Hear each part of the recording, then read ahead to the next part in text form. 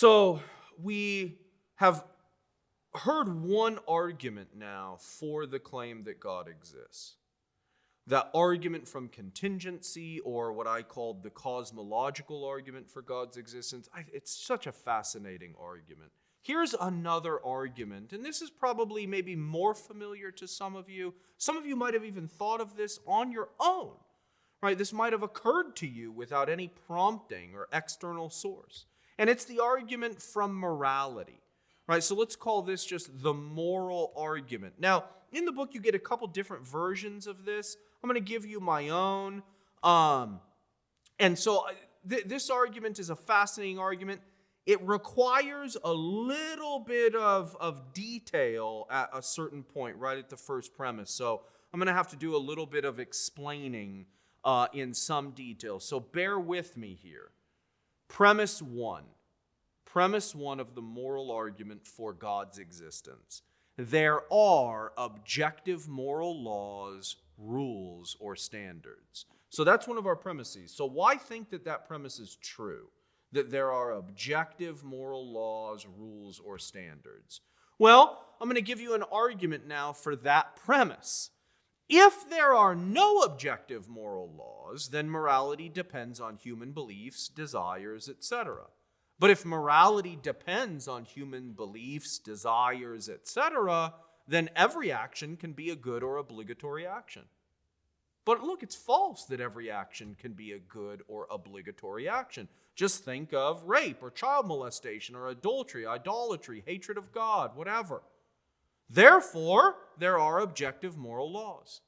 So the idea here is this, that look, if there are no objective moral laws, and you think morality is just based on human preference or human taste or human beliefs and desires, then that's going to imply that so long as some human prefers that, or likes that, or believes that, or desires that, then that thing is good. Then that thing is the right thing to do. And that's going to be for anything. For rape, for adultery, for child molestation, for racism, for torture, whatever you want to put in there. But that's clearly false. That's crazy. Right? So the idea is we've got excellent reason to believe that there are objective moral laws, rules, or standards. That's premise one. Premise two. If there are objective moral laws, rules, or standards, then they transcend humans. Right? That's obvious, right? Because if they're objective, they're not based on our own mental states. They're not based on our own beliefs, desires. They transcend us. Right? We are servants of those moral laws, rules, or standards, right? We're called to obey them. 3, therefore, there are objective moral laws, rules, or standards that transcend humans. So the idea is we can know that there really are objective moral laws that transcend us. They're not based upon our own cognitive or mental states. We don't decide what they are. 4, if naturalism is true, then there are no objective moral laws, rules, or standards, blah, blah, blah.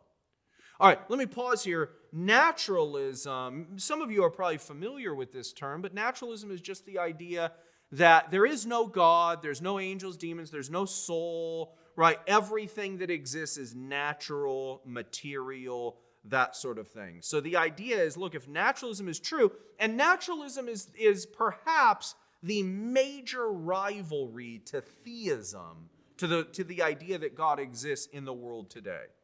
So 4 says if naturalism is true, there's no such thing as objective morality. 5, therefore naturalism isn't true, because we just showed that there is such a thing as objective morality. So naturalism can't be true. 6, if objective moral laws, rules, standards exist, then there has to be a moral lawgiver. Right? There has to be some being that gives the laws and some being that upholds the laws. Right? Think about it like this.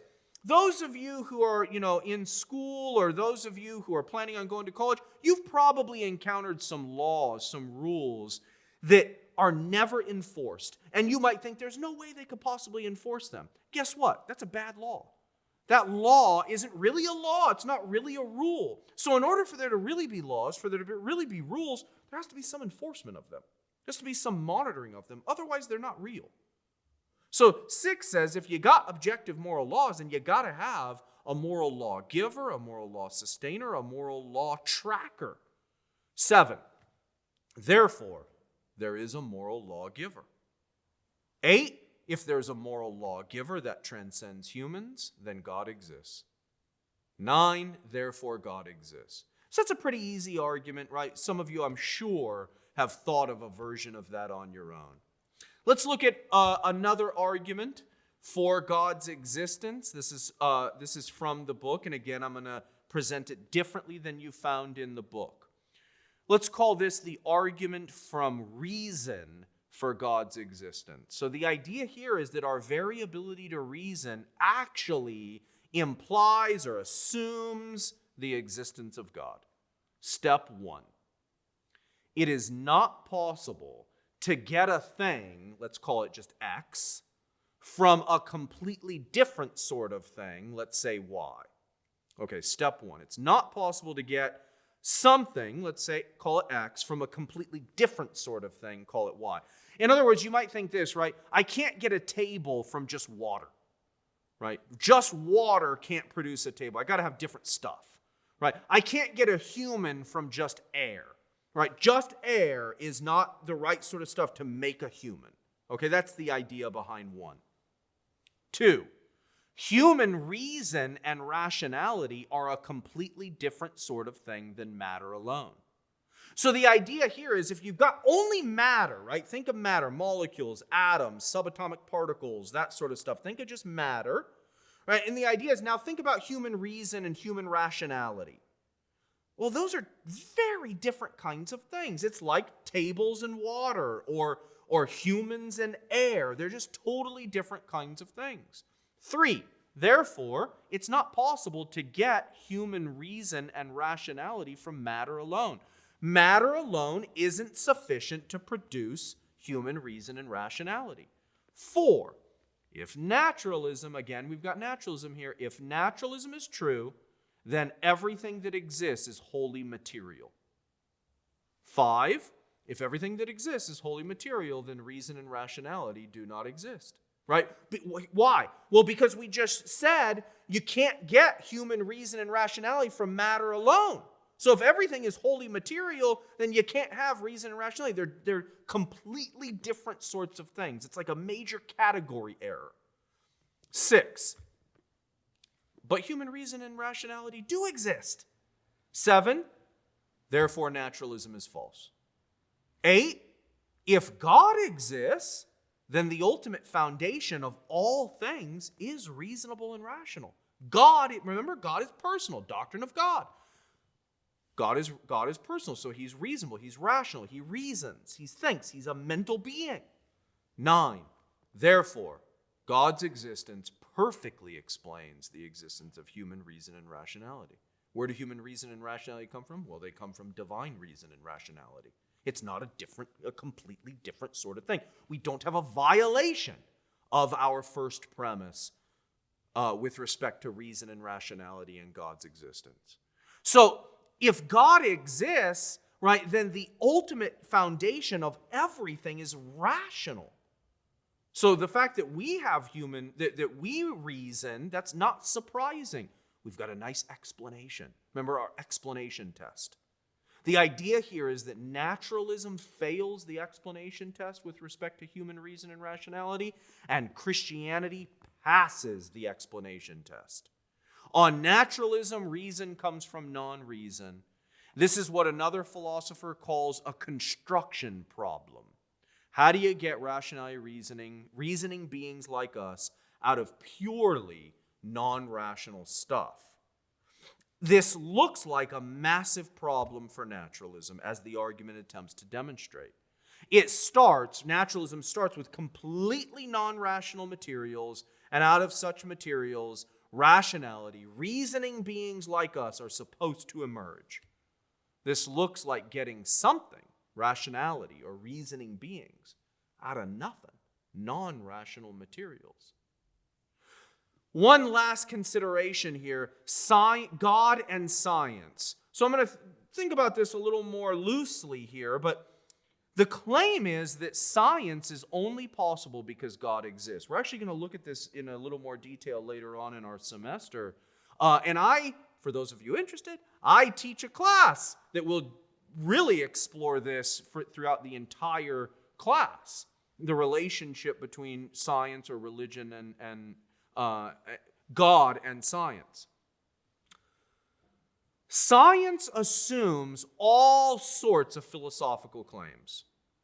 Okay, so in order for science to be legitimate, in order for it to be a truth conducive investigation, discipline, all sorts of philosophical claims have to be true. Science assumes all sorts of philosophical claims.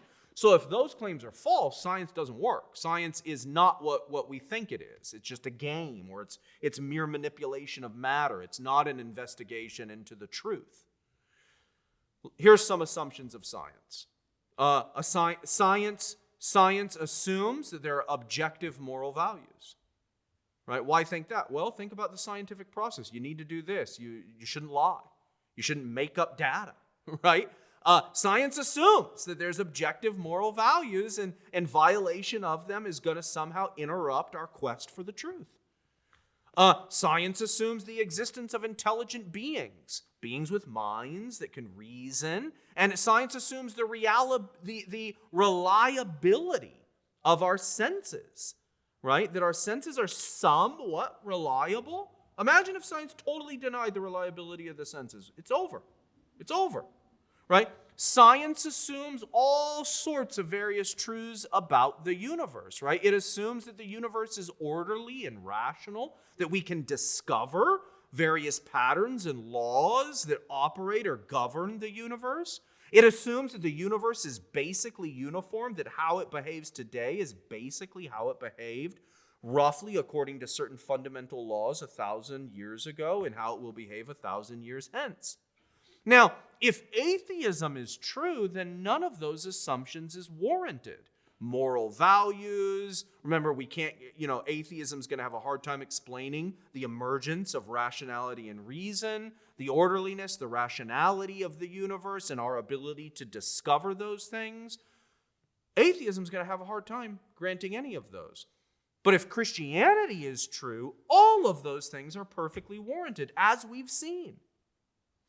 In other words, all of those assumptions of science make perfect sense and are unsurprising given Christianity. But they don't make much sense, and they are very surprising given atheism. So again, we've got this explanation test. Christianity passes it really well here. It can explain the great success and progress of science. The incredible success of science, according to this argument, presupposes all sorts of things that require God's existence. So the incredible success of science requires God's existence. Let's put this in a little bit of a formal argument. This one's going to be easy. Step 1, the practice of science requires the truth of a bunch of philosophical claims. Step 2, each of those philosophical claims implies the existence of God.